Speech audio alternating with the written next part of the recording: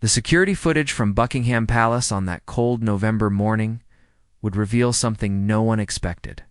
What started as a routine royal event turned into a moment that would test loyalties, expose hidden tensions, and show the world who truly stood by Catherine's side when it mattered most. Before we begin this incredible story, please subscribe to our channel and press the bell icon so you never miss these powerful real-life stories that touch the heart. The day began like any other at the palace.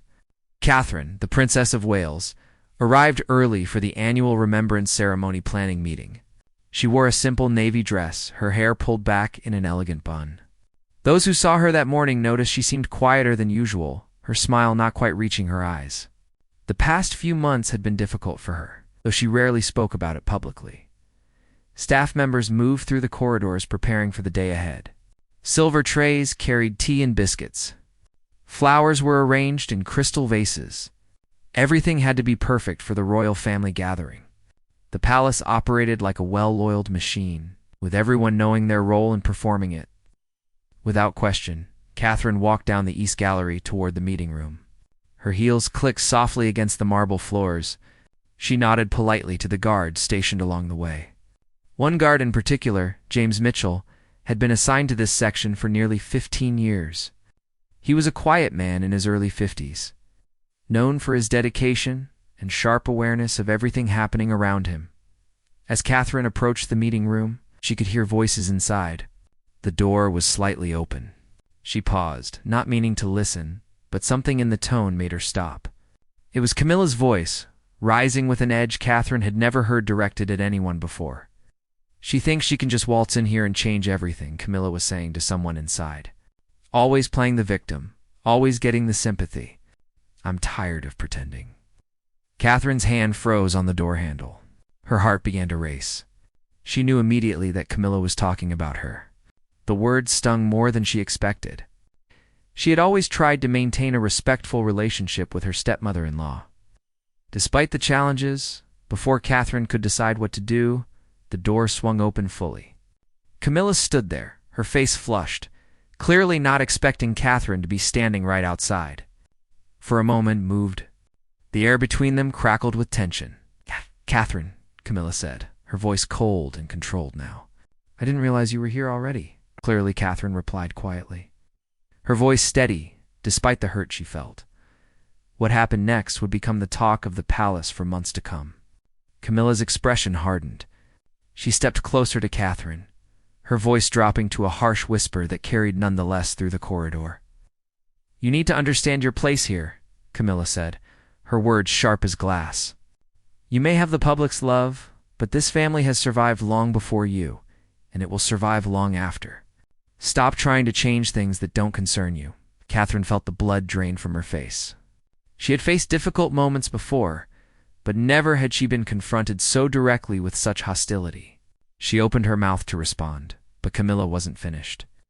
"The press may adore you, but don't mistake popularity for power," Camilla continued, her voice rising slightly. "You're here because of William, nothing more. Remember that." No. The words hung in the air like poison. Catherine's eyes filled with tears, though she fought to keep them from falling. She had given years of service, had raised 3 children in the public eye, had stood by William through everything. To be reduced to nothing more than his wife, to have her contributions dismissed so cruelly, cut deeper than any tabloid headline ever could. It was then that guard James Mitchell stepped forward. He had been standing at his post just 10 feet away, and though protocol dictated he remained still and silent, he had heard everything. What he did next broke every rule in the Royal Protection Handbook. "Your Majesty," he said, addressing Camilla with formal respect but firm authority. Perhaps this conversation would be better continued in private. Camilla turned to him, shock and anger flashing across her face. "Excuse me? This is none of your concern." "With respect, ma'am," James continued, his voice calm but unwavering, "it is my duty to ensure the safety and well-being of all members of the royal family. That includes protecting them from distress in any form." The guard's words created a shield around Catherine. Other staff members had appeared in the corridor now, drawn by the raised voices. Everyone had heard what transpired. The palace walls may have been thick, but they had ears. Camilla's face turned red with fury. She looked from James to Catherine to the gathering staff members. The situation had spiraled beyond her control. Security cameras mounted discreetly along the ceiling had captured every moment, every word, every expression. "This isn't over," Camilla said quietly to Catherine, before turning and walking away. Her footsteps echoing angrily down the marble hallway, Catherine stood frozen, trying to process what had just happened. Guard James remained beside her, a silent presence of support. Finally, she looked at him, her eyes grateful but worried. "Thank you," she whispered. "But you may have just ended your career for me." The remainder of that morning passed in a blur for Catherine. She couldn't focus on the meeting that followed, though she sat through it with practiced composure. Her mind kept replaying Camilla's words, the venom in her voice, the shock of being confronted so openly. Around the table, other family members seemed oblivious to what had happened just minutes before in the corridor. Or perhaps they simply chose to ignore it. William had been away that morning, attending a veterans' breakfast in Portsmouth. Catherine was grateful he hadn't witnessed the confrontation. He carried enough burdens already, trying to balance family loyalty with his love for his wife. This would add another weight to his shoulders, and she wasn't sure she wanted to burden him with it yet. As the meeting ended, Catherine excused herself quickly. She needed air, space, time to think. Her private secretary, Margaret, followed her out, concern written across her face. Margaret had been with Catherine for 8 years and knew her well enough to recognize when something was wrong. "Ma'am, are you all right?" Margaret asked once they were alone in Catherine's private office. Catherine sank into a chair, suddenly exhausted. "You heard what happened, didn't you?" Margaret nodded slowly. "The whole staff has heard by now. Word travels fast in the palace." She paused, choosing her words carefully. "What would you like me to do?" It was a question with layers of meaning. Catherine could make this an official incident. She could demand meetings, investigations, statements, or she could let it fade away, pretend it never happened, maintain the facade of family unity that the public expected. Both choices came with consequences. "I don't know yet," Catherine admitted. "I need to think." Meanwhile, in another wing of the palace, Guard James Mitchell was being summoned to the head of security's office. He walked down the familiar corridors with a heavy heart. He had known the moment he spoke up that there would be repercussions. Royal Guards were meant to be invisible, silent, present, but never participating.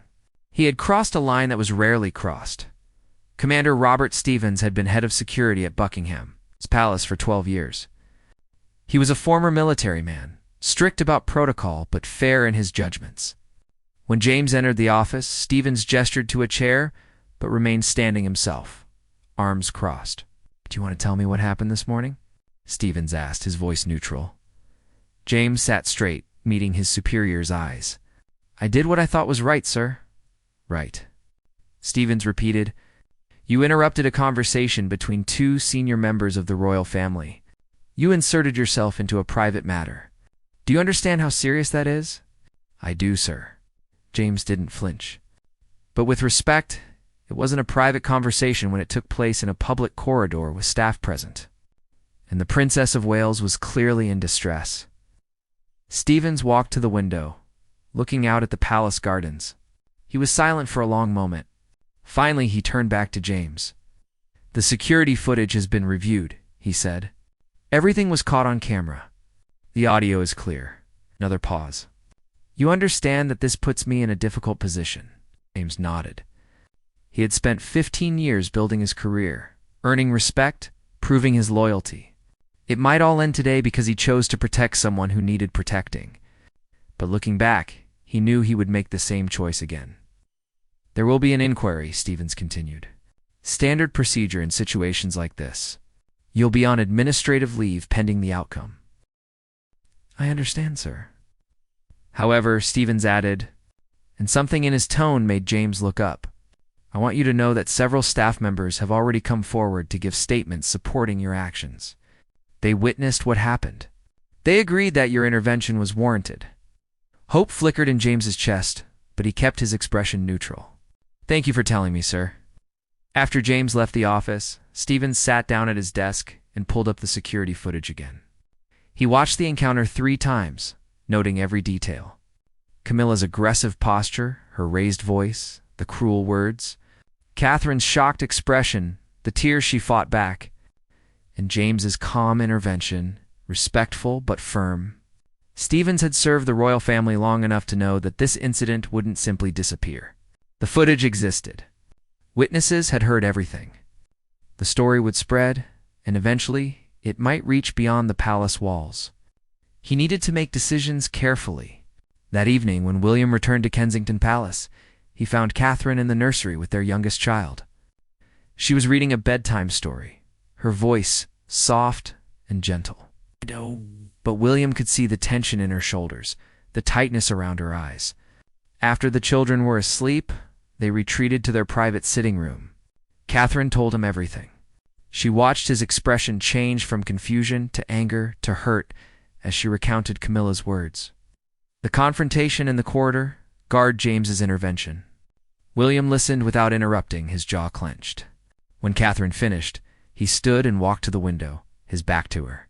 She could see the anger radiating from him, the way his hands formed fists at his sides.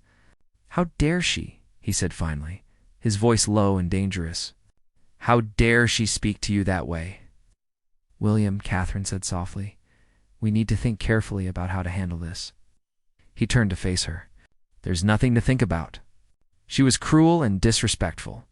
She needs to apologize. It's more complicated than that." Catherine stood and went to him. "This is your family. I don't want to cause a rift." "You didn't cause anything," William said firmly, taking her hands. "She did.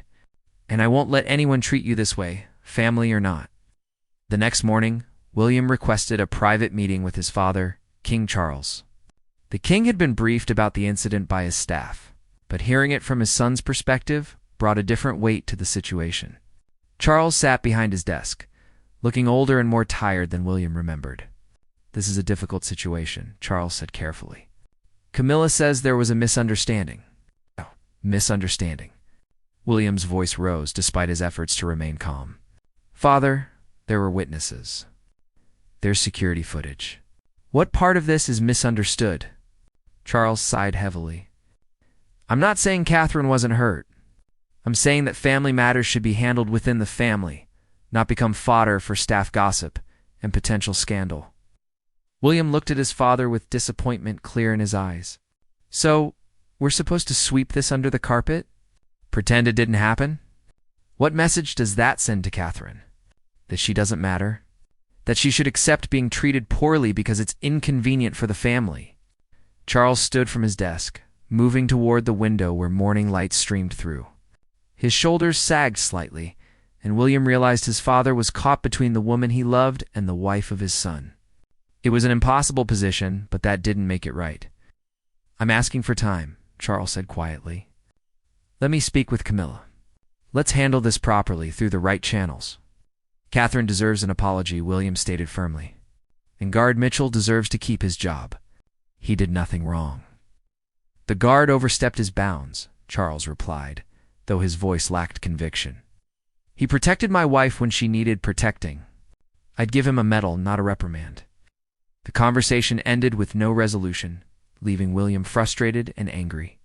As he left his father's office, he nearly collided with Camilla in the corridor. She stopped, her expression guarded. "William," she began, "I think we should talk." "I have nothing to say to you right now," William replied coldly. "Not until you apologize to Catherine." "It was a private conversation that got out of hand," Camilla said, her voice defensive. "Your wife was eavesdropping." William's eyes flashed with anger. "She was walking to a meeting. You were speaking loudly enough for half the palace to hear. Don't try to twist this into something it wasn't." He walked past her without another word, leaving Camilla standing alone in the corridor. She had underestimated the situation, thinking it would blow over quickly. Now she realized this might become a defining moment that could damage her relationship with William permanently. Back at Kensington Palace, Catherine received an unexpected visitor. Guard James Mitchell had been granted permission to deliver a personal message. When Catherine's secretary announced him, she was surprised. Guards rarely interacted with royals beyond their official duties. James stood in the doorway of her office. His uniform pressed and perfect, his expression respectful but warm. Catherine gestured for him to enter and dismissed her secretary. "Wanting privacy for this conversation, Your Royal Highness," James began. "I wanted to apologize if my actions caused you any additional trouble. That was never my intention." "Apologize." Catherine shook her head. "James, you have nothing to apologize for. You stood up for me when no one else did. I'm the one who should be thanking you, though I worry about what this might cost you." "Some things are worth the cost, ma'am," James replied simply. "I've spent 15 years in service to this family and I've seen many things. But I've never seen anyone treat you with the disrespect you received that morning." I couldn't stay silent. Catherine felt tears prick her eyes. This guard, who owed her nothing beyond his professional duty, had risked his career for her. It touched something deep inside her, reminding her that kindness and integrity still existed. Even in a world of protocol and politics, "I want you to know that William and I are fighting to make sure you face no consequences," she told him. "What you did was brave and right." "I appreciate that, ma'am. But I'd do it again, consequences or not." James paused, then added, "If I may speak freely?" Catherine nodded. "You've brought grace and warmth to this family. You've shown genuine care for people, not just as subjects, but as human beings. The staff see it. The public see it. Don't let anyone make you feel less than you are." His words broke through the wall Catherine had been building around her emotions. She had been trying to stay strong, to handle this situation with dignity, but the kindness in James's voice undid her. Tears spilled down her cheeks, and she didn't try to stop them. "I'm sorry," she whispered. "I'm trying to hold it together. You don't have to be strong every moment, ma'am. Even princesses are allowed to feel hurt." After James left, Catherine sat alone in her office for a long time. She thought about everything that had happened, about the words Camilla had spoken, about the guard who had protected her, about William's fierce defense, about the impossible situation they all found themselves in. Meanwhile, throughout the palace, staff members were making their own decisions about what had happened. Many had witnessed the confrontation or heard about it from trusted colleagues. A quiet solidarity was forming around Catherine. Housekeepers left small notes of encouragement in her rooms. Kitchen staff prepared her favorite foods without being asked. The florist made sure fresh flowers appeared in her office daily. These small acts of kindness might seem insignificant, but they represented something larger. The palace staff had chosen their side, and it wasn't with Camilla. 2 days after the incident, a private meeting was arranged between Catherine and Camilla, mediated by King Charles.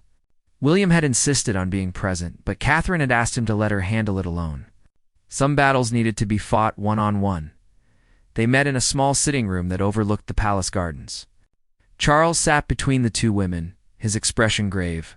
The tension in the room was thick enough to cut. Camilla spoke first, her words clearly rehearsed. "Catherine, I want to address what happened in the corridor. My words were spoken in frustration, and I regret that you overheard them."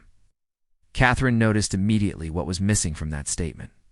There was no actual apology, no acknowledgement of wrongdoing, just regret that she had been caught. "You regret that I overheard them," Catherine repeated slowly. "Not that you said them?" Camilla's expression tightened. Things were said in the heat of the moment that perhaps shouldn't have been said. Perhaps. Catherine's voice remained calm, but there was steel underneath. "Camilla, you told me I needed to understand my place. You've reduced everything I've done for this family to nothing more than being William's wife. You dismissed my contributions as meaningless." "I think you're being overly sensitive," Camilla replied, and Charles winced at her words. Catherine stood up, her composure perfect despite the anger burning inside her. "I have been nothing but respectful to you since the day we met. I have defended you publicly when others criticized. I have welcomed you into this family with open arms. And this is how you truly see me, as someone who needs to be put in her place?" The silence that followed Catherine's words was deafening. Camilla's face flushed red, caught between anger and embarrassment. Charles looked between the two women. Realizing that this meeting was not going to produce the peaceful resolution he had hoped for, Catherine Charles began carefully. "We're all family here. Surely we can find a way to move past this." Move past it. Catherine turned to her father-in-law, and he saw something in her expression he had never seen before. Not anger, but determination.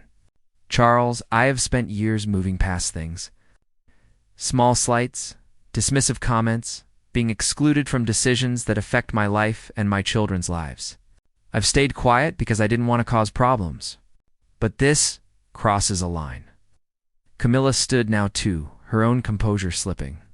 I am the queen consort. I will not be spoken to this way by anyone. Then perhaps you should consider how you speak to others, Catherine replied evenly. Your title doesn't give you the right to be cruel. The meeting ended badly, with no apology given and no reconciliation reached. Catherine left the room feeling both empowered and exhausted. She had finally stood up for herself, but she knew this was far from over. The battle lines had been drawn, and the palace would never be quite the same. News of the failed meeting spread quickly through the palace corridors. Staff members who had hoped for a peaceful resolution now realized that something fundamental had shifted in the royal family dynamic. Catherine was no longer the quiet, accommodating princess who avoided conflict. She had found her voice, and she was using it. That afternoon, William found Catherine in the garden at Kensington Palace. She was sitting on a bench beneath an old oak tree, staring at nothing in particular. He sat beside her, taking her hand in his. "How did it go?" he asked, though her expression had already told him the answer. She didn't apologize. "Not really." Catherine squeezed his hand. She said she regretted that I overheard her words, as if the problem was me listening rather than her speaking. William's jaw clenched. "This is unacceptable. Your father wants us to move past it, to keep peace in the family." Catherine looked at him. "But I can't pretend this didn't happen, William. I can't go back to accepting being treated as less than I am." "You shouldn't have to," William said firmly. "And you won't. I'll make sure of that." Over the next week, William took decisive action. He spoke with his father again, this time making clear that unless Camilla offered a genuine apology, there would be consequences. Catherine and the children would not attend family gatherings where Camilla was present. He would fulfill his royal duties. But the warm family relationship they had been building would be over. Charles found himself in an impossible position. His wife had made a serious mistake, but she was too proud to admit it fully. His son was rightfully defending his wife, but the stance he was taking would create a public scandal if it continued. The king tried to find middle ground, but middle ground didn't exist in this situation. Meanwhile, the inquiry into Guard James Mitchell's conduct was reaching its conclusion. Commander Stevens had reviewed all the evidence, taken statements from everyone present, and studied the security footage multiple times. His report would determine James's future with the Royal Protection Service, Stevens called James into his office on a gray Thursday morning. James entered with his usual calm dignity, prepared for whatever judgment was about to be delivered. "Sit down, Mitchell," Stevens said, his expression unreadable. James sat, keeping his back straight. His hands folded in his lap. Stevens pulled out a thick folder and opened it. "I've completed my investigation into the incident. I've reviewed security footage, interviewed witnesses, and considered the relevant protocols and regulations." James waited, not allowing himself to hope or fear. "Your actions were unprecedented," Stevens continued. "You intervened in a private conversation between senior royals. You spoke without being addressed. You inserted yourself into a situation that was technically outside your direct duties." Each word felt like a nail in a coffin. James kept his expression neutral. "However," Stevens said, and something in his tone changed, "you also acted to protect a member of the royal family from emotional distress in a public space.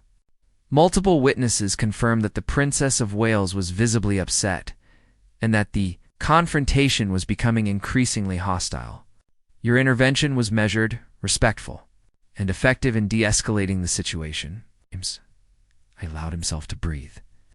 "More importantly," Stevens added, "I received a personal letter from Prince William commending your actions. He has requested that not only should you face no punishment, but that you should be recognized for your dedication and quick thinking." James felt emotion rise in his throat, but kept it controlled.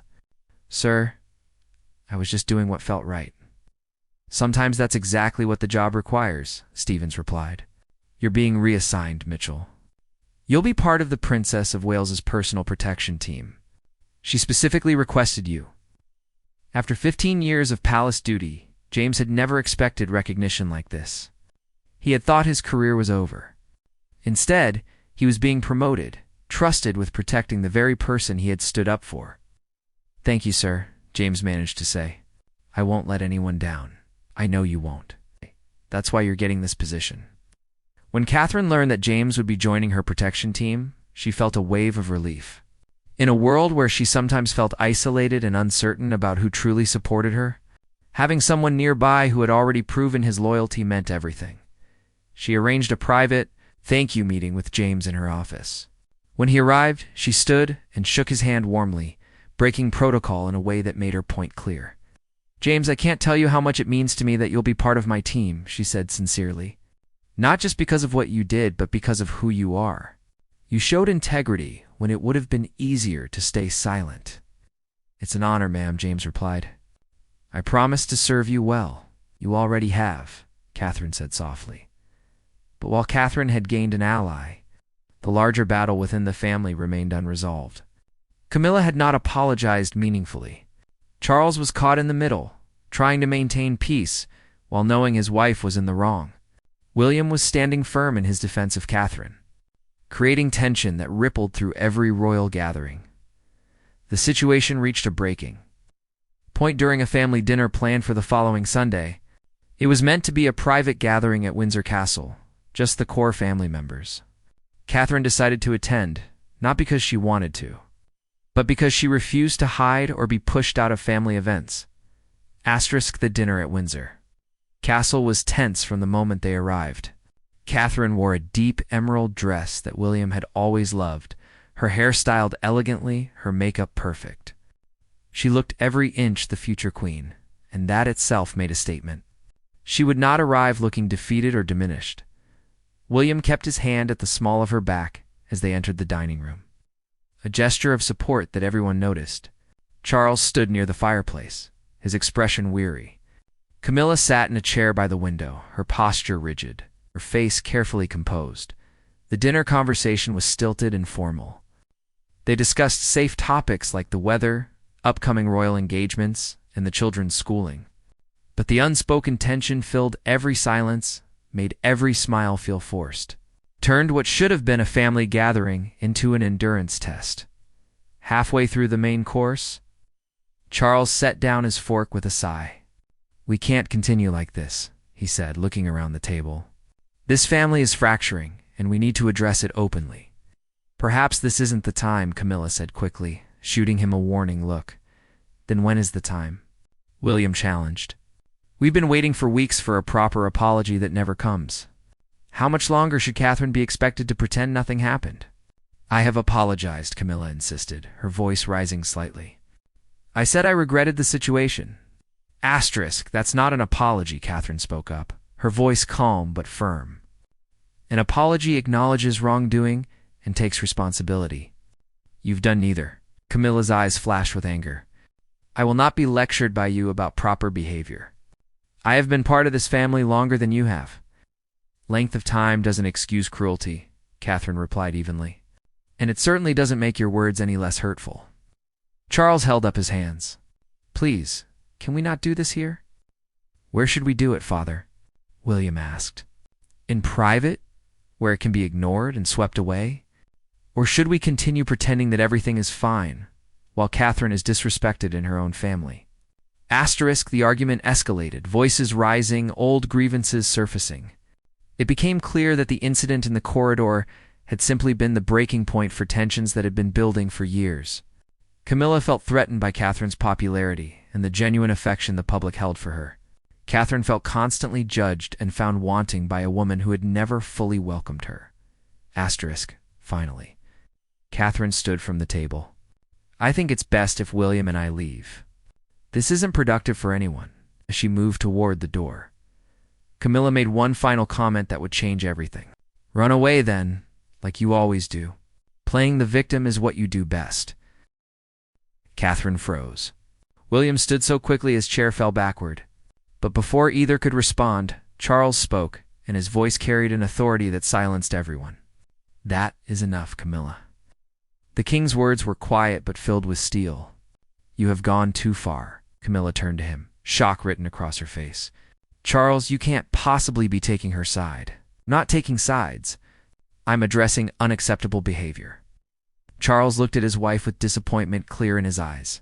"Catherine has been nothing but gracious to you, to this family, to me personally. She has earned respect, not contempt, and you owe her a genuine apology." "I won't be forced to apologize when I've done nothing wrong," Camilla said stubbornly. Charles walked to where Catherine stood by the door. In front of everyone, he took her hand and spoke directly to her. "Catherine, I apologize for not addressing this sooner and more firmly. You deserve better from this family. You deserve better from me." Catherine felt tears rise but blinked them back. "Thank you," she whispered. "As for you," Charles turned to Camilla, his expression hardening. "Until you can offer a sincere apology, I suggest we maintain some distance. I will not have Catherine feeling unwelcome in her own family." The room fell into stunned silence. No one had expected Charles to take such a firm stance, especially not against his wife. Camilla's face went pale, then red, cycling through emotions too quickly to track. "You're choosing her over me," Camilla said, her voice breaking slightly. "I'm choosing what's right," Charles replied. "Something I should have done weeks ago." Camilla left the room without another word, her exit marked by the sharp click of her heels on marble floors and the slam of a distant door. The remaining family members stood in uncomfortable silence, processing what had just happened. William moved to Catherine's side, wrapping an arm around her shoulders. "Are you all right?" he asked quietly. She nodded, though she felt shaken. This was not the outcome she had wanted. She had never intended to create such a rift between Charles and Camilla, never wanted to force the king to choose sides. "I didn't want this," she said to Charles. "I never wanted to cause problems in your marriage." "You didn't cause anything," Charles assured her. "Camilla's actions caused this. Her refusal to acknowledge them made it worse. You simply stood up for yourself, which you had every right to do." The dinner ended shortly after, with plans for future gatherings left uncertain. As William and Catherine drove back to Kensington Palace, they were both quiet, processing the evening's events. "Do you think she'll apologize now?" Catherine finally asked. William was silent for a moment. "I don't know. Pride is a powerful thing. But at least Father finally took a stand. That's something." Over the next few days, the story of what happened at Windsor Castle spread through palace circles. Staff members whispered about the king's unprecedented public rebuke of his wife. Some supported his decision, believing he had done the right thing. Others worried about the fracture it created in the royal family at a time when unity was needed. Camilla remained at Windsor Castle, refusing to attend scheduled public engagements. Charles fulfilled his duties but seemed tired and older, the weight of family conflict showing in his face. William and Catherine continued their work, appearing united and strong. But those close to them could see the toll the situation was taking. Guard James Mitchell, now part of Catherine's protection team, watched everything with quiet concern. He had sparked this chain of events with his intervention, though he didn't regret it. Still, he worried about the princess he had sworn to protect. Knowing that emotional wounds were sometimes harder to heal than physical ones, 1 week after the disastrous dinner, Catherine received an unexpected letter. It was hand-delivered by one of the king's private secretaries, sealed with the official royal seal. Her hands trembled slightly as she opened it. The letter was from Camilla. Catherine's first instinct was to set it aside, perhaps even throw it away unread. But something made her unfold the paper and begin reading the handwritten words. The letter was different from anything Camilla had said before. There were no excuses, no justifications, no attempts to minimize what had happened. Instead, there was something Catherine had never expected to see from her: vulnerability. Camilla wrote about her own insecurities, about watching Catherine win the hearts of the public so effortlessly while she herself had spent years being vilified. She wrote about feeling replaced, about fearing that her position in the family was always temporary and conditional. She acknowledged that none of this excused her behavior, but it explained the fear and jealousy that had driven her cruel words. "I was wrong," the letter stated clearly. "I said things that were hurtful and untrue. You have never done anything to deserve my hostility. You have been gracious when you had every right to be cold. You have defended me when I have given you no reason to, and I repaid your kindness with cruelty." Catherine read the words twice, then a third time. The apology was real, finally. But more than that, it offered understanding. She had never considered that Camilla might feel threatened by her, might see her as competition rather than family. It didn't excuse the behavior, but it made it more human. The letter concluded with a request. "I would very much like to speak with you in person, if you're willing. I understand if you're not. I have given you every reason to want nothing to do with me, but if you can find it in yourself to give me a chance to apologize properly, face to face, I would be deeply grateful." Catherine sat with the letter for a long time. William came home to find her still holding it, staring out the window at the garden where autumn leaves were beginning to fall. "What's that?" he asked, gesturing to the letter. She handed it to him without speaking. He read it slowly, his expression shifting from skepticism to surprise. When he finished, he looked at Catherine with a question in his eyes. "What do you want to do?" he asked. "I think I need to meet with her," Catherine said slowly. "Not because I'm obligated to, but because I want to." That letter felt real, William. It felt honest. "Are you sure?" "She's hurt you badly." "I'm sure. Because holding on to anger and resentment will hurt me more in the long run than giving forgiveness a chance." Catherine took his hand. "Besides, we're going to be family for a very long time. We need to find a way forward." The meeting was arranged for the following Tuesday at Clarence House, neutral territory that belonged to neither of them. Catherine arrived with guard James Mitchell at her side, his presence a reminder of how this whole situation had begun. Camilla was already there, sitting in a sunlit morning room. She stood when Catherine entered, and for a moment, the two women simply looked at each other. Then Camilla did something that shocked everyone present. She curtsied to Catherine, a gesture of respect and acknowledgement. "Thank you for coming," Camilla said, her voice unsteady. "I wasn't sure you would." Catherine gestured to the chairs and they both sat. A staff member brought tea, then quietly withdrew, leaving them alone. "Your letter was honest," Catherine began. "I appreciated that. It could have come weeks ago," Camilla replied. "I let pride and stubbornness keep me from doing what I should have done immediately." She took a breath. "Catherine, I am truly sorry. Not sorry that you heard, not sorry about the situation, but sorry for what I said and the way I treated you. You didn't deserve any of it." Catherine saw tears in Camilla's eyes, and it disarmed her. This wasn't the cold, defensive woman from previous encounters. This was someone genuinely remorseful and vulnerable. "Thank you," Catherine said simply. "I accept your apology." "Just like that?" Camilla seemed surprised. "What would you have me do? Hold on to anger forever? Make you grovel? That's not who I am." Catherine set down her teacup. "But I need you to understand something. I'm not your competition. I never was. There's room in this family for both of us. Room in the public's heart for both of us." "I'm beginning to see that," Camilla admitted, though it took nearly destroying everything to realize it. They talked for over an hour, really talked, in a way they never had before. Camilla spoke about her fears and insecurities. Catherine shared her own struggles with public life and the constant pressure to be perfect. They discovered they had more in common than either had realized. "I've been jealous of you," Camilla said at one point. "Watching the public love you so naturally, seeing how easily you connect with people. I've tried for years and never achieved what you do without effort."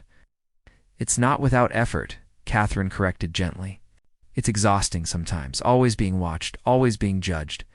And you have qualities I admire too. Your strength, your resilience, your ability to weather criticism and keep going." By the time Catherine left Clarence House, something had fundamentally shifted. They weren't best friends, might never be, but they had found a foundation of mutual respect and understanding. It was a beginning. William was waiting when she returned home, anxious to hear how it had gone. Catherine told him everything. and she saw the relief in his face. "I'm proud of you," he said, pulling her into an embrace. That took courage. So did her apology, Catherine pointed out. Real growth takes courage for everyone involved. The reconciliation between Catherine and Camilla didn't happen overnight. It was a gradual process of rebuilding trust through small interactions and genuine effort. They attended family events together, awkward at first, but growing more comfortable.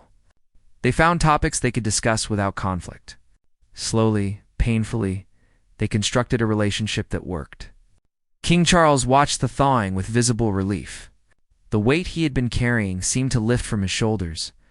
At a family gathering 6 months later, he pulled Catherine aside. "Thank you," he said simply, "for giving her another chance." "For being the bigger person, or family," Catherine replied. "That's what family does." Guard James Mitchell continued his service on Catherine's protection team. A living reminder of the day when speaking up had seemed risky, but necessary. He never spoke publicly about the incident, maintaining the discretion required of his position. But he knew he had played a small part in a larger story about courage, forgiveness, and growth. Years later, when people asked Catherine about that difficult period, she would say simply, "Every family goes through challenges. What matters is whether you're willing to work through them with honesty and compassion." The palace cameras had caught Camilla's outburst. James's intervention in the beginning of a crisis that could have fractured the royal family. But what the cameras couldn't capture was more important.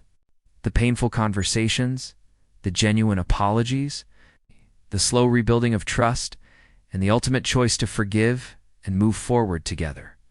Catherine had learned that standing up for herself didn't make her difficult or problematic. It made her strong. She had learned that forgiveness wasn't weakness, but a form of power. And she had learned that sometimes the people who hurt us most are fighting battles we know nothing about. The security footage from that November morning was eventually archived, locked away in palace records where it would never see public light. But the lessons from that day remained. Guard James Mitchell had shown that doing the right thing was worth the risk. Charles had learned that neutrality in the face of injustice was itself a form of injustice. Camilla had discovered that pride could cost more than it was worth. And Catherine had proven that grace under pressure was its own kind of strength. The royal family moved forward, scarred but stronger, understanding each other better than they had before. The incident that could have destroyed them had instead taught them how to be better to each other. And in the end, that made all the difference. As Catherine stood on the Buckingham Palace balcony months later during a public event, with Camilla beside her and both women waving to the crowd, she thought about the journey they had taken to reach this moment. It hadn't been easy. There had been anger, hurt, difficult conversations, and painful growth, but they had done the hard work. The crowd below cheered for them both, unaware of the struggles behind the smiles. The reconciliation that had made this moment possible, and that was fine. Some stories were meant to be private, meant to be worked out within family walls, meant to teach lessons that couldn't be summarized in headlines. Catherine glanced at Camilla, and Camilla glanced back. A small smile passed between them, an acknowledgement of how far they had come. It wasn't perfect. It would never be perfect. But it was real, and it was honest, and it was enough.